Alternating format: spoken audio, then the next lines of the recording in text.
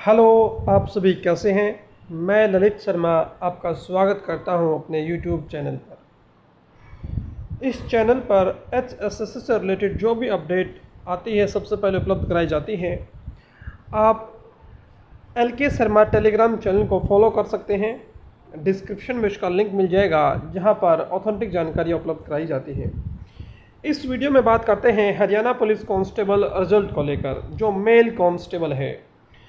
Haryana police constable की cut off के बारे में बात करेंगे। कौन से ऐसे मुख्य रीज़न है, ऑथेंटिक इन्फॉर्मेशन मैं आपको उपलब्ध कराऊंगा कि ऐसे नहीं कि हवा में बात कर दी। और रिज़ल्ट कब तक आ सकता है कि कांस्टेबल मेल पर कोई केस है या नहीं, इसके बारे में चर्चा करते हैं। तो सबसे पहली बात तो मैं आपको बता दूं कि जो कट ऑफ का जो विश्लेषण किया है उसमें मुख्यतः कई बातों को ध्यान में रखा जाता है। तो सबसे पहली बात है कि मैं आपको बता देता हूं कि जो प्रीवियस जो भर्ती थी इससे पहले वाली, उसकी जो कट ऑफ है उसकी कट ऑफ गई थी इतने पर कि जनरल की जो कट ऑफ गई थी 2018 में वो 57.60 पे थी। SC की थी 51.40 पर, BCA 53.80 पर, BCB 56.20 पर, और ये विभिन्न तरह की कैटेगरियाँ थी। पिछली बार AWS नहीं था, लेकिन अब की बार AWS है, उसके बारे में भी चर्चा करेंगे। तो देखो, जो ये 57.60 पर जनरल की लिस्ट गई है, हालांकि कुछ बच्चों को बाद में बुलाया गया था, ये लिस्ट 57 पर आ गई थी। तो 57.60 पर लिस्ट गई थी कब, देखो इसके बारे में बिल्कुल अच्छे से एनालाइज किया गया था। इस भर्ती के दौरान 2018 वाले भर्ती के दौरान और इस भर्ती के दौरान काफ़ी डिफरेंसेस क्रिएट हुए हैं। एक पेपर का अगर पैटर्न देखें तो दोनों के कंपैरिजन में जो 2018 में एग्ज़ाम हुआ था वो इससे काफ़ी इजी था, और ये पेपर जो अभी हुआ था, इस भर्ती जो चल रही रिजल्ट आना बाकी, ये काफ़ी टफ था इसके कंपैरिजन में। दूसरी बात यह कि इसमें हरियाणा GS के 25% क्वेश्चन पूछे गए थे। इसमें हरियाणा GS का कोई भी क्वेश्चन पूछा नहीं गया था, इक्का दुक्का छोड़कर। दूसरी बात, कुछ सीटर वगैरह तब भी बैठे थे, लेकिन इस भर्ती में ऐसा कुछ नहीं हुआ। बिल्कुल बारीकी से जांच की गई है, बिल्कुल शिकंजा कसा गया है। फ्रॉड होने की संभावना न के बराबर है।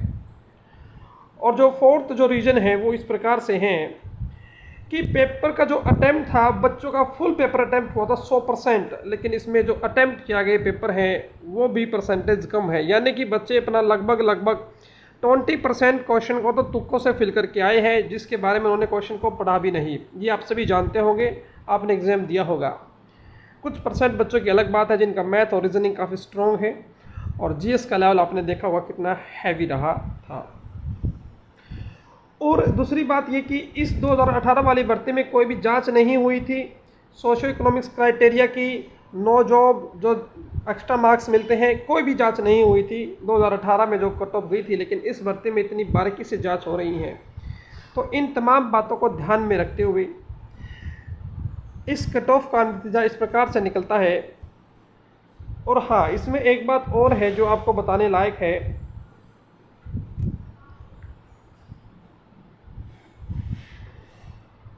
कि जो इक्विटाइल परसेंटाइल लेकर आए हैं, इक्विटाइल परसेंटाइल मेथड है, उस मेथड में नंबर इंक्रीज भी है, लेकिन ज़्यादा इफेक्ट नहीं पड़ेगा। आप ये मान सकते हो कि जो बिल्कुल ही इजी शिफ्ट थी, जो बिल्कुल टफेस्ट शिफ्ट थी, उसके एक क्वेश्चन बढ़ सकता है, 1 मार्क्स इक्विटाइल करने के लिए। और आप ये सभी जानते हो जो 31 की मॉर्निंग थी वो सबसे टफेस्ट शिफ्ट थी, और जो 2 तारीख की इवनिंग की शिफ्ट थी वो सेकंड नंबर की सबसे टफेस्ट थी। हालांकि सबसे टफेस्ट ये थी, ये टफेस्ट इसलिए मानी गई है क्योंकि बच्चों को पता नहीं था कि इस तरह का एग्ज़ाम आएगा, लेंथी, मतलब कि क्वेश्चन पेपर सोल्व करने में डिफ़िकल्ट होगा। तो ये इस कारण से टफ माना गया था, बच्चों को एकदम से क्वेश्चन अटैम्प्ट नहीं करना है पेपर। लेकिन रियलिटी ये है कि अगर देखा जाए तो 2 तारीख का जो इवनिंग है वो सबसे टफेस्ट था, लेकिन जितने बच्चे पास हुए हैं उसके अकॉर्डिंग ये है। लेकिन रियलिटी कहते हैं कि 2 तारीख का इवनिंग वाकई में टफ था, ठीक है ना। 31 का मॉर्निंग इसलिए टफ माना गया क्योंकि बच्चों को ऐसा पेपर देखने को पहली बार मिला और उन्हें अटेम्प्ट करना नहीं आया, इसीलिए वो डिफ़िकल्ट माना गया, वरना उसका कोई रीज़न नहीं था। बाकी सभी एग्ज़ाम लगभग सेम लेवल के थे। तो इक्विटाइल जब करेंगे तो ज़्यादा फर्क नहीं पड़ेगा। अब बात आती है कि कट ऑफ कितने पर जा सकती है। देखो, हर एक यूट्यूबर का अपना आइडिया होता है, उसके अपने पास सोर्स होते हैं, उसके अपने पास कुछ फैक्ट होते हैं जिसके आधार पर वो आपको इन्फॉर्मेशन देता है। हो सकता है किसी को कट ऑफ कम लगे, ज़्यादा लगे, लेकिन ये इन आधारों पर जो कट ऑफ बताई जा रही हैं ऑथेंटिक, मतलब जिनकी प्रमाणिकता इनके रीज़न के कारण है। तो सबसे पहली बात तो ये बता दूं कि किसी भी हाल में जो लिस्ट है जनरल की कट ऑफ 58 से ऊपर कभी नहीं जाएगी। जी हाँ, 58 से ऊपर किसी भी हालत में नहीं जाएगी। इक्विटाइल परसेंटाइल लगा लो, ठीक है ना। लेकिन परसेंटाइल मेथड में भी ये होना चाहिए कि जो नंबर ऐड किए जाते हैं एक्स्ट्रा मार्क्स, उसके बाद ये परसेंटाइल बनना चाहिए, ठीक है। तो जनरल की मैंने बता दी, रेंज बता दी कि 58 से ऊपर नहीं जाएगी, चाहे किसी की आसान शिफ्ट हो, चाहे कैसी मुश्किल शिफ्ट हो, कि जिसके 58 और हाँ 58 नंबर है, ठीक है।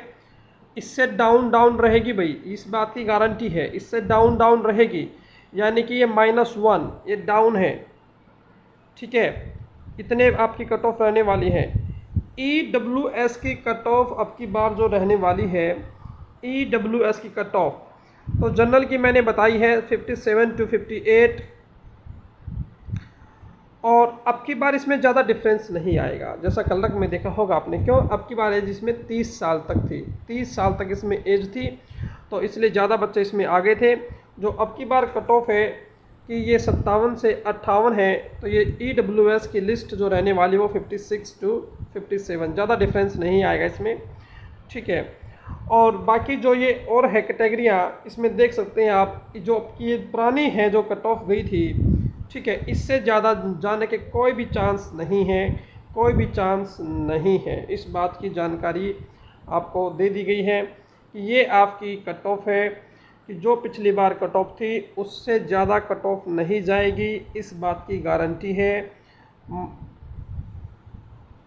उम्मीद करता हूँ कि ये आपको पसंद आया होगा। वीडियो को ज़रूर शेयर कीजिए, और जो आपके रिज़ल्ट से संबंधित अपडेट है, ऐसी जानकारियाँ मिली हैं कि सितंबर से पहले ज्वाइनिंग का प्रोग्राम है। जी हाँ, सितंबर में ज्वाइनिंग का प्रोग्राम है, सितंबर में ज्वाइनिंग होने की पूरी संभावना है। तो जुलाई, और ये मान के चलिएगा कि अगस्त के लास्ट में या सितंबर के शुरू में आपकी ज्वाइनिंग का प्रोसेस स्टार्ट हो जाएगा।